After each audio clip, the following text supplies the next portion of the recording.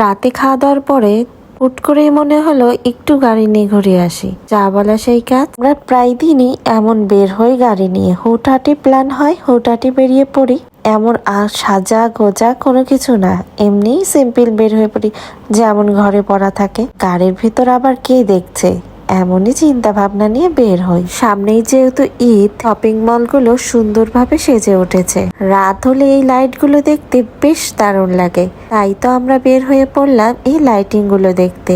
মন যখন যেটা চায় সেটাই করা উচিত, কারণ বয়স থাকতেই এই মনের কথা বয়স শুনবে।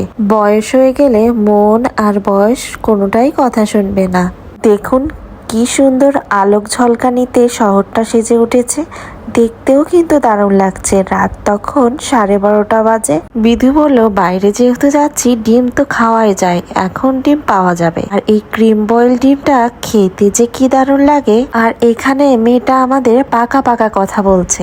পাশে একটা জুতোর দোকান দেখে বলছে, মা আমাকে জুতো কিনে দাও, তাহলে গরিব মানুষটার অনেক সাহায্য হবে। এত সুন্দর পাকা কথা যে মেয়েটা কি করে জানে, হয়তোবা ভগবানেরই আশীর্বাদ।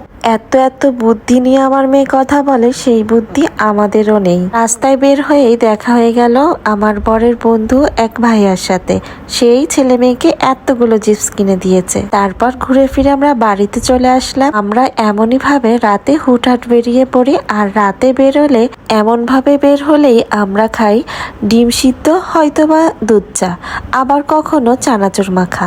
আপনাদের সাথে কোনো একদিন চানাচুর মাখার একটা ভিডিও নিয়ে আসব। এই যে বাইরে বেরিয়ে যেমন খাওয়া দাওয়া করি হুটহাট, এই সময়গুলো আসলে অনেক মূল্যবান। সময় যাবে, মানুষের ব্যস্ততা ঠিকই বেড়ে যাবে, এই যে ফেলে আসা সময়গুলো আমরা কিন্তু আর ফিরে পাবো না।